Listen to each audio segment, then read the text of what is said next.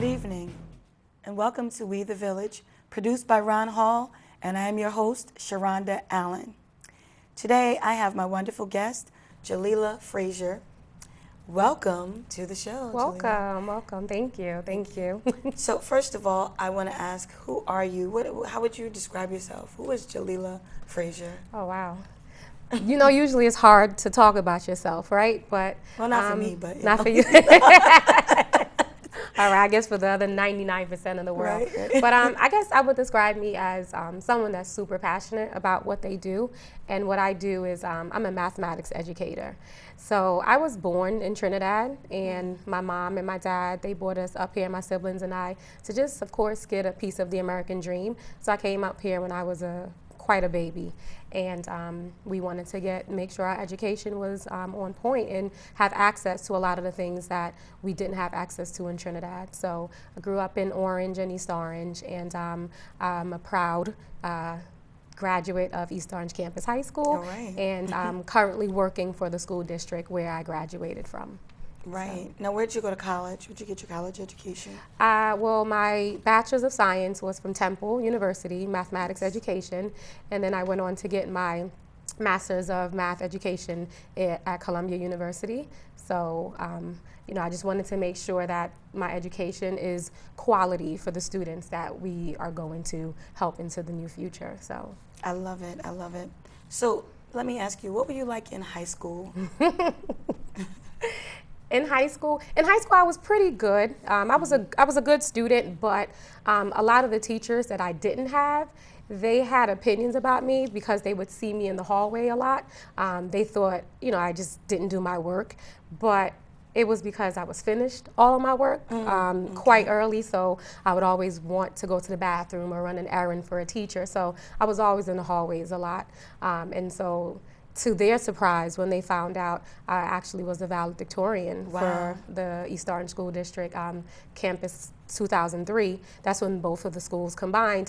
It was, a little different for them to see that. They didn't think that, that's who I was. So it was a great. I had a great school years for my high school career. So excellent. I always tell people, I had more fun in high school than in college, and they're like, no, high school. I'm like, no. High school was amazing. Yeah. So I think that our experiences in high school, dictate a lot of how we continue to think about education. So do you think you had fond memories of high school? I do. I guess one of my fondest memories is my Algebra 2 teacher, Miss Candace Stanley. Oh, nice. She is one of the reasons I decided to become an educator. Excellent. And follow this route. She was amazing in class, and she was always challenging me. And when it came to mathematics, she was top. So I learned a lot from her, and also how to, have some humility with it. So nice. I love it. So now, what kind of work did your parents do while you were growing up? So my mom, still to this day, she's in the same job. She's a certified nurse's assistant. Mm-hmm. And my dad, he was always in the service sector, so driving trucks and things like that, delivery. So right now he's a truck driver. He lives in PA. And their main goal was for us to always be greater than them. Right. So, yeah. So what impact did that have on your career choice? So their careers, to be honest, it wasn't really an impact. I just always knew I wanted to be an educator. Right. So they always supported me in whatever I wanted to do. So just me wanting to be an educator was something that I was solid with, and I just pursued it, and they supported me with that. Right. So can you talk about your educational journey, like what compelled you to become an educator in mathematics, and what are you doing with that now? Because I'm good at teaching elementary kids math, but that bigger math is so because math stopped me a little bit from becoming a doctor. But I think if I would have had the right tutors, I would have been okay. But I don't think I was given a good foundation in math. But what led you to that? I was always good in math, grade school, high school. I got the education bug in high school, but it wasn't until I So although I graduated from Temple, I did start off at Seton Hall. Okay. And Seton Hall University, I went in, my major was just pure mathematics. But inside of those classrooms, it was me, black, female. There was one other Hispanic female, and then everyone else was white male. So the support system that you need as a college student first year, coming from, you know, my demographics, all African Americans, to just, although Seton Hall is right down the street, the classrooms are different. It was really hard to adjust. I told you I was the valedictorian for high school. However, and I think this is the first time my mom is going to hear this, but I failed my first 4 classes all in one semester at Seton Hall. And they were my math classes, and I was just so stressed out. And it wasn't that I didn't have the aptitude for it, I just wasn't able to adjust. And I realized that outside of the demographics in the classroom, my professor, they didn't have the magic that you have or need to have as a teacher, especially with subjects like mathematics, where so many students fail the subjects, and just their mindset towards it is, you know, and they have a negative association with it. And so I made it my duty to withdraw from the college from pure mathematics to mathematics education. Oh, okay. And so I transferred to Temple because I knew they had a better educational program, and it was wonders. And I really understand that it's a craft. Being an educator is a skill, and it's something that you get better at. But just having that innate passion to want to educate, and education being a cornerstone in my life and in everyone's lives around me is something that I can't live without. So I know, I think about that too. Like, what else? Because it's such an amazing thing to bring young people to understanding. Right. To be able to expose the things that you love. Like, you love math, I love history. I am a history teacher. I talk about history all day. And I'm just like, look, this is so much fun. Right. And they're like, oh, that's why. And it's like the connections that you make, you know. It's such a beautiful thing. And I think anybody who wants to be a teacher, who is a teacher, if you don't have that zeal for it, you need to try something else. I agree. I agree. So, and I don't know, where do you think that comes from in you? I don't know. My mom. So my mom always makes the joke. I wasn't born in a hospital. I was born in the house. I was one of her only children that I didn't make it to the hospital, and she would always say, maybe that's why. You're different. That's why.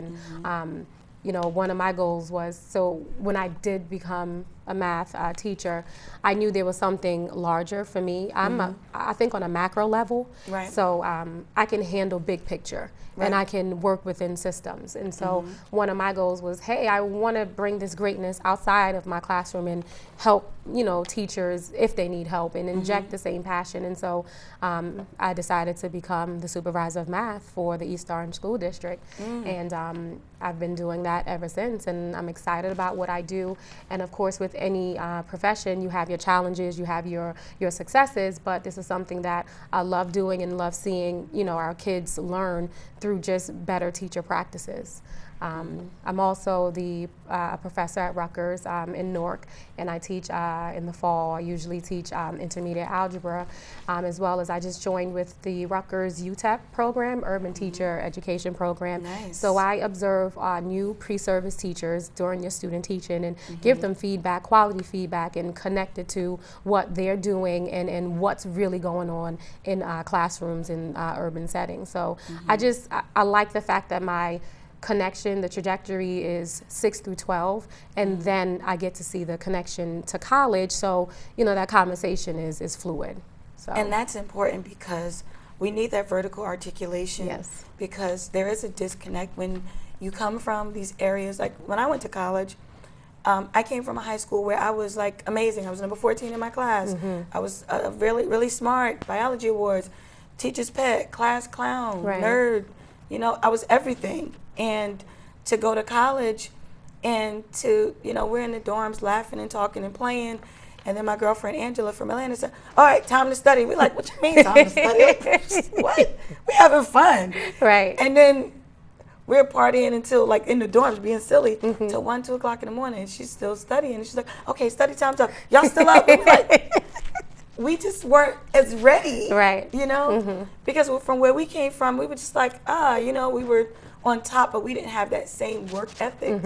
And I thought that was really interesting. Yeah. So, but I want to ask you, tell me about a time when teaching made you feel hopeful, because I know you like to see that continuity of the education, and I think there are many times disconnects between how we are, we just had this conversation at work today, how in the classroom they work in groups, then on the test they work alone, and then it's low interest information or reading on the test. So what makes you feel hopeful? What was the time that was really good for you? I guess I can't really say time. I would like to say just moments stringed together in a sense. So, you know, with teachers, we usually don't get that immediate reward, meaning we get to see our students grow up, and 10 years later they come back and say, oh my gosh, I remember when you did this for me, right? So it's not as immediate. But I get those little moments of immediate reward when I see the students say, oh, I get it now. Right. And those I get it now moments, it gives me a rush. And so that means I've helped them come from a level of not understanding to a level of, I get this and I can command it. And that's all education and knowledge is about. Can you understand or take in the information that I'm trying to give you and then use it in such a way that can help propel your life in a different direction? And I know a lot of the times in math, you know, we always need to ask the question, or answer the question rather, why do I need this anyway? And so this is my lifelong journey that I will be on, is always trying to help our students understand, why do we need this anyway? Because mathematics wasn't something that was invented just out of the blue. It was invented because it needed to solve the problems we already had around us. And so it's a social construct in the way you look at things. I mean, growing up, I don't even say growing up, but you know, back in the day when they wanted to count how many fish they need for a community, like you needed something to tally that up. So it was a need for it. And so we need to get back to math being the anchor for all the contextual conversations that we have in this world. And so too often we live in the abstract world in the classrooms, and I'm talking because I too fall victim of that, have fell victim for that, but I realize that, I know it now, and I know that my continuous journey will always be to make sure we connect it to the real world. And so, the practicality of math, I think, is important, but you also mentioned something about the delayed gratification that we get as teachers, that we don't always instantly get that, oh my God, thank you, I really understand. And sometimes we do, because my students are so silly sometimes as a history teacher. When they're leaving, they go, you know, sister, you preached today. I'm like, y'all so crazy. You know, so sometimes they get it right there, but then there are other things that, you know, it's a part of their latent genius that later they say, now I see why my teacher said it that way. Now I understand why my brain needed that math to make those connections in order to understand how to build this and build that and to problem solve. So those are important things. You know, what was one of the most challenging moments that you've had as an educator? We're talking about all the really good stuff, you know. Oh yes, it's great, it's great. Then people are like, wait a minute, didn't y'all just go through, or somebody just said, no, because it is bitter, it is sweet. We always talk about the sweet, but what is a moment or incident that was the most challenging for you as an educator? I guess in my role as a supervisor currently, I see teachers' classrooms every day. And so the challenge that just as much as I'm excited when students say, I get it, the challenge in part is when they don't get it and their body language shows. So I look at all the nonverbal cues in the classroom, and some of them are just angry. You know, they may act out, and some of them are they just have a look of defeat. And even though the teacher is doing their very best, you know, trying to give that information. So that's a challenge for me. I'm super emotional. So there are times that I can remember my very first time I had to observe my very first teacher, newbie, and I was 28 as a supervisor. And I just had this perception that everyone in their classroom were doing such amazing things, and and so my first time observing a teacher, I came out and I cried.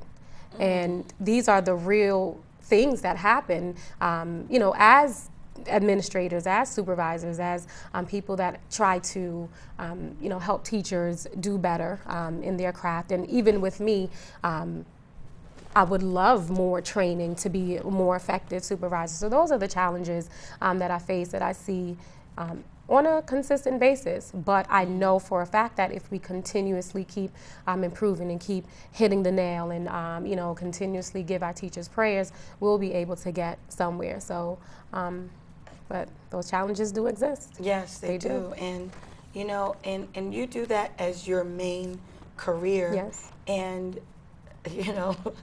it's so funny because yesterday when I said, oh my God, when you started talking about your other stuff, and I told you what else. You're like, what else do you do? Oh my God, we do so many things as educators. We're not just, one thing. We're all multi-talented, multi-dimensional. Right. So you have a business Yes. that made me so excited. I was like, please tell me about your business. I have a business. I have a business, and it is everything that I always wanted to do outside of the constraints of, or the parameters of, what public education requires us to do. And my business is a STEAM summer program, and I should say it's one part of my business. My business will be growing to include various other things. So definitely educational consultant for math teachers and administrators.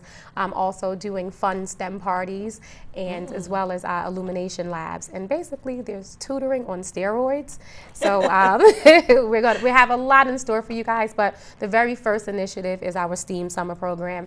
And I know everyone is familiar with STEM, science, technology, engineering, and mathematics, but for me, when we talk about contextual and making sure that we allow our students to learn within context, I think the art is that piece that's going to bring it all together. So this summer we will be in various locations in the tri-state area, but our home places in Newark at the newly renovated Haynes building.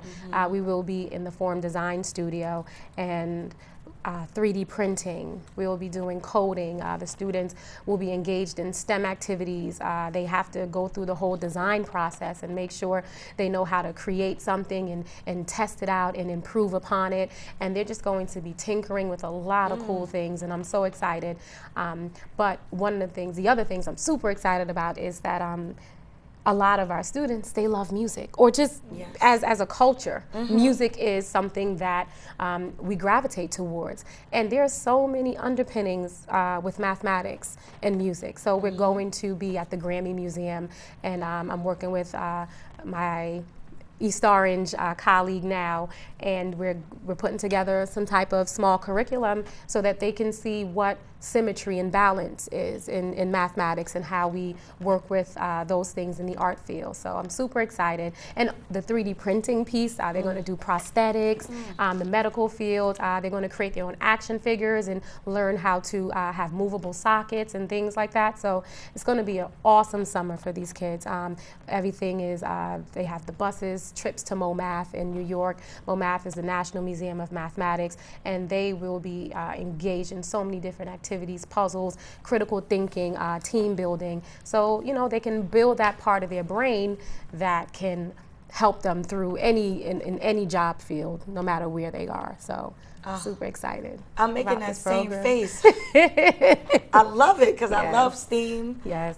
You said tinkering, because I have a little maker space in my classroom, little box, and you do electronics and LED and things. And I think our kids need more of that, because once they get just the tinkering part, they get to learn the higher levels of the electronics and things and the soundboards. They love making music and stuff. So, I have oh my God, so excited. So let me ask you, do you have any sponsorships? And are you looking for more if you haven't? Oh, of course. I'm always looking for sponsorships. I'm definitely looking for sponsorships for lunch for our children and snacks and breakfast. I want to make sure that we feed their brains so they can always perform at their highest. Right now, Papa John's is a proud sponsor. We have 4 locations. Joseph Johnson, he's the owner of the one in East Orange. There's 2 in Newark and 1 in Irvington. And they were able to provide us with a coupon code called Summer Steam, where if you order online, for any regular menu item, you get 10% off, but then 10% goes to sponsoring a student for the program. Nice. So yeah, I was super excited about that. God is great with all these different connections that we're making, and I just want to make sure that our students need nothing for the summer, and all they need to do is bring themselves and have fun, and they're gonna be in for a rude awakening, because this STEAM summer program is Essex County's new, and it's going to be long-standing. Right. Now, how could someone find out about this program? More So information? they can go to my website, www.frasersfractions.com. Get it? Fraser's Fractions, F squared. Yes. Nice, so again, it will be July 2nd to August 3rd. And when you go on the website, there's a bunch of videos on there, so you can really understand, well, what is 3D printing? Anyway, we're going to have an information session for parents and students on June 7th. I'll be sending that through my my Instagram and different contact places. So June 7th, we'll be down at the Haynes building. They can come see what the 3D print lab looks like and just understand what the program will be about, and we'll take registrations there. One thing to note, there is a cap on the amount of students, so there's only 16 students that can be enrolled in the program every week. So just make sure you don't wait too late, because the spots are filling up really fast. Wow, so this is just every week that you have different sessions? So it's for the full month, but you do have the option of deciding to not go for the full month. So you do not have to pay for the week you won't be there. Sometimes students, they go on vacation with their parents, so we want to give them that flexibility. But right now, every student that signed up, they've already registered for all 5 weeks. So I'm not really seeing the back and forth with the amount of weeks. So yeah. That's exciting. Yes, super excited. So how do your values come through in this business, and why is this so important to you? I'm so excited about it myself. But why is this so important to you? How does it indicate your values? So my values, of course, is education, but it's also just advocacy for kids. Yes. There's so many decisions that I have to make on a daily basis that I always have to remember, is this in the best interest of our kids? Is this in the best interest of our kids? And I feel as though that this business that I'm embarking on, this summer program that I'm embarking on, everything is about the kids. Every single piece of it, from what type of fields they should be working with the 3D printers. Is it medical? Is it I want to make sure that they get a taste of everything so they can have choice. And so exposure for me is big. So my values definitely shine through with the types of activities that we pick and who I even have around them. We're also visiting engineering sites as well. Every week we'll go to Black-owned engineer site, so they can see what it looks like in real life. So nice. So tell me, what do you project your company will look like in the next 10 or 20 years? We will be the national Fraser's Mathematics Solutions, and we will have locations across the United States and probably breaking ground in another country. And my goal is to see more, or to put African American women on the map more. I know we're here, but I want to make sure that we see, everyone sees that we're here, and we can command this field, and we can do it looking cool and fabulous. Yes. So that's my goal. I want the stigma of what STEM looks like to fade away, and us to just be standing there. I love that, and that segues into my next question for you. What sort of advice would you have for aspiring educators? Because I love your passion for this. I love that you are doing this, and we want to make sure that as African Americans and as women, we are represented in STEAM, because it's not always like that. Yeah. So what kind of advice would you give for those who want to do it but may not have the same passion yet that you have developed? So that's a difficult question because I Okay. do believe that to come into this field of education, you have to have the passion. You have to have it because you are in front of young minds every single day, 5 days a week, and you have to be ready for it. I always say, if you're not, then find a new profession. Right, exactly. So I would say just if you feel it dwindling, take some time. Yeah. And re-energize yourself because we all get to that. And the most passionate educators get burnt out the quickest. And it's just the reality of it. That's just because we are always in overdrive. So I would say as a new educator, make sure that this is what you want to do because you are in front of kids that are so impressionable that they will take anything that you say because you've already built a relationship with them. And so you have their lives in your hand. So be careful with it. Absolutely. So I want to ask you 2 more questions. Okay. I wish I had more time. But, okay. What message would you send to yourself 10 years ago? What would you tell a younger Jaliyla? I would tell myself. I would tell myself to always to keep going. To keep going. I think because I'm a math person. I always look at all the risks, and before I start something, I kind of know where it's going to end. So I don't think that's being fearless because you already know what your destination or the journey may look like. But as a new business owner, I don't know what it looks like. Right. And so I've come across different fears that I've never felt before, and I'm glad that I'm able to be grounded, or I have a support system around me that can help me say, no, you got this, because they've seen my work in other arenas. So just making sure that I know, stay grounded, keep going. It will turn out in the end because God got me. Yes, He does. He does. Last He little does. quick question. Okay. We got like 2 minutes left. Okay. But I got to get this in. Okay. What kind of message for your great-great-grandchildren years from now? What would you like for them to know? What kind of wisdom would you like to pass on to them? For my great-great-grandchildren, not great-great-great, right? Great-great. Great-great. Okay, great-great-grandchildren.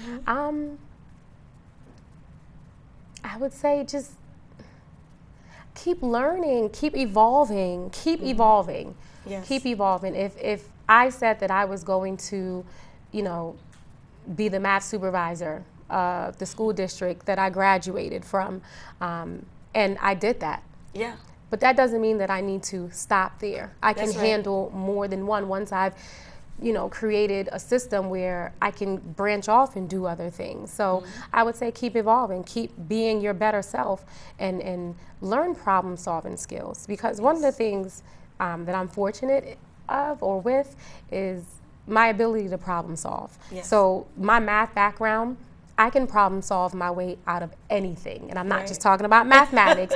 You begin to create those different zones in your brain, those pathways. that allows you to think through problems, around problems, up problems, over it. So any walks of life, and you can help people go through those problem solving activities. So I would tell them to always be critical thinkers. Yes. Always be critical thinkers and keep evolving, and the sky's the limit. Oh my gosh, Jaliyla Fraser. I am so happy to have had you here on my show today. Thank you for having me. Yes. Thank you so much. It's been such a pleasure. And I want to thank all of you for tuning in to We, the Village.